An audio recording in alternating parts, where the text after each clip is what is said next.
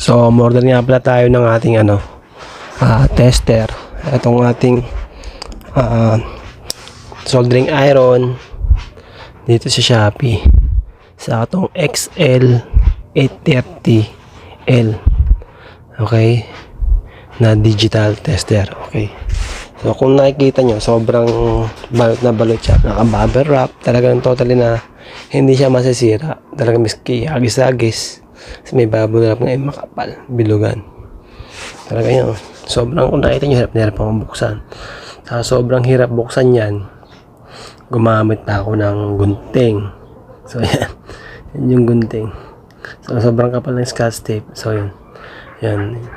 Kung nakita nyo, may dalawang item yan. Yun yung ating digital tester at itong ating soldering iron. Napakaganda ng soldering iron to kasi meron siya mga bala. So, yung bala na yun, may makapal, may maliit, may manipis, may pangduluhan. May pang kumbaga sa pwedeng gamitin sa mga IC. Yun. Sa maliliit, sa mga sa mga TV. So, yan. Soldering iron. Adjustable pa yung init. Kung nakita nyo, may adjustable yan. So, yan yung mayroon pa siyang iron holder, soldering iron. Tapos yan yung yan yung mga pamalit natin sa soldering iron natin. Yung bahala niya. So, kung kailangan nyo na makapal, wala yan yung panlinis. So, yan. Sobrang dami. Yan, panlinis din yan. So, yan. Sobrang kailangan na kailangan natin yan. So, sobrang kumpleto. Sulit na sulit talaga. So, kung paano kalasin yan, tatangyan, iikot nyo lang yan, tapos papadla kayo yan. Pasok yan sa loob. So, pagpasok sa loob, saka babalik nyo lang yun. At, tetrad nyo ulit. Yan. Sobrang ganun lang kasimple. So, tinesting natin to. Sobrang ganda yung init. Sakto yung init. Hindi ganun mainit. 60 watts nga pala to. Saka pag testing nito, hindi kayo mga ngambalan nyo bakit. Kasi, meron siyang stand holder eh. So, yung ganun lang siya kalaki. Alas isang dangkal lang. Okay?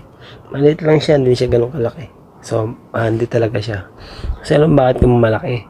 Kasi yung init, pag malaki, mahaba na, diba? So, yung init, hindi na kagad pupunta sa pinakadulo ng ating bala, ng ating soldering iron. Hindi kagad matutunaw. So, yan.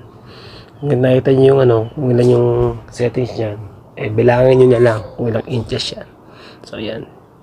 So, pinakita ko naman, 60 to Okay. So, siyempre, meron din tayong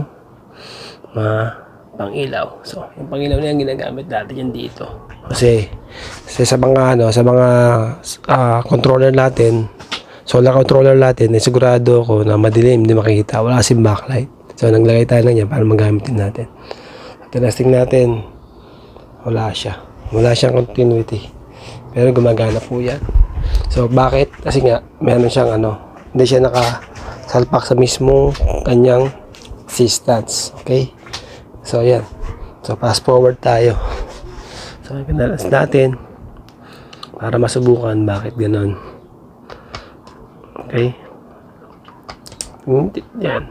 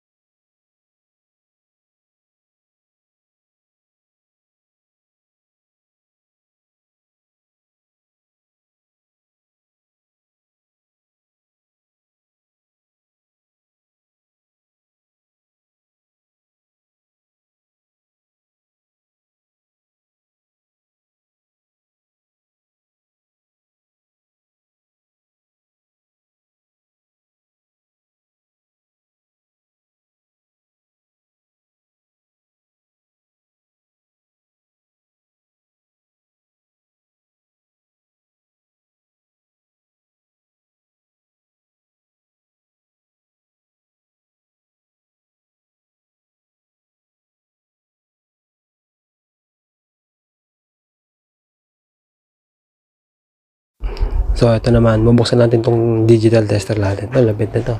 Sakto lang to yung size nito. Talagang pang ano siya, pang digital talaga siya, pwedeng gamitin. So nga pala, yung digital natin, ginagamit sa pangsukat ng mga MOSFET. Yan. Okay? Mas ano yun, mas okay siyang gamitin para sa akin. Pero kung mas magaling kang gumamit ng analog, maganda rin yun. Para sila maganda, okay? Master mo rin yung paggamit ng ng digital at master ko yung paggamit ng analog tester. So, depende yan kung anong gagamitin nyo. So, parang ganito yan eh. Yung digital tester, ginagamit sa mga electronics. Okay? Yung analog naman, ginagamit yan sa mga resistance, continuity, voltage. So, depende sa paggagamitan. Pero pares siyang gamitan. Pero mas pabor kasi si digital sa electronics. Ito naman si pabor naman sa mga motor control, ganyan, supply, ganun. Okay? More indoor siya. Ito more yung digital kasi more in reading. Ito naman more in continuity or resistance, more in resistance, more voltage. So nakalagay naman dyan kung makikita nyo, kung depende sa gagamitin nyo. Okay, so yan.